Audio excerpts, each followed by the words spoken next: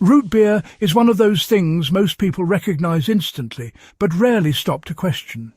You know the taste, the foam, the nostalgia, yet the name doesn't quite add up. There's no alcohol, no hops, no brewery involved in the modern version, and yet it proudly calls itself beer.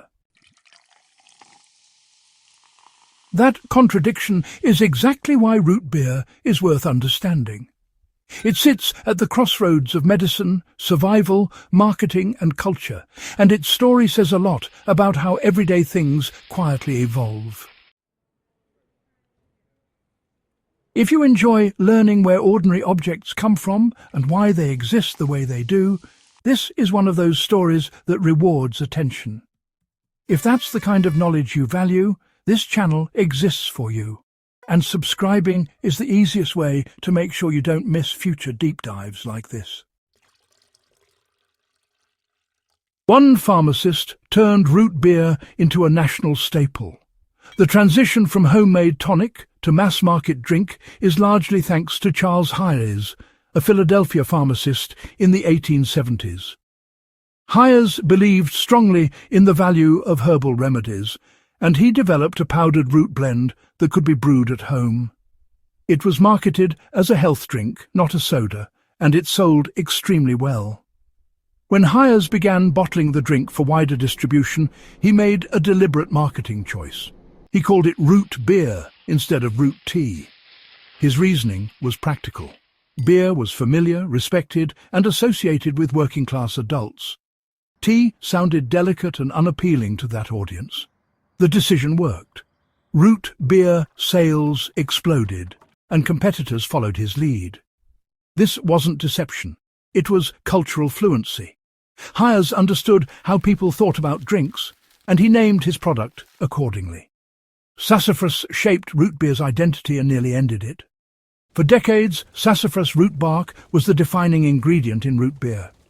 Its flavor became inseparable from the drink's identity. However, in the 1960s, scientists discovered that safrole, a compound found in sassafras, caused cancer in laboratory animals when consumed in large quantities. The FDA responded by banning safrole in food and beverages. This forced manufacturers to reformulate their recipes using artificial flavorings or saffrole-free extracts. The flavor changed slightly, and purists noticed. Even so, the overall character of root beer survived, and modern versions are far safer and more consistent. Craft soda makers today often aim to recreate the original sassafras profile using alternative ingredients, honoring tradition without risking health. Root beer today is a historical name attached to a modern product. Modern root beer is not beer in the alcoholic sense. It is a soft drink, carbonated mechanically, sweetened intentionally, and produced for enjoyment rather than necessity. Yet its name remains a record of where it came from. That name carries centuries of survival habits, medical beliefs, and cultural choices. Alcoholic root beers do exist today, produced by craft brewers who intentionally reintroduce fermentation. But these are niche products. The root beer most people know is alcohol-free, family-friendly, and rooted in history rather than intoxication. Understanding root beer means understanding how language, culture, and practicality shape everyday things. Root beer proves that simple things often have the deepest stories. Root beer isn't just a soda. It's a surviving artifact of how people once lived, drank, and stayed healthy in uncertain conditions. Its flavor reflects the natural world. Its name reflects history rather than marketing confusion. And its continued presence proves that not everything modern needs to be reinvented to remain relevant.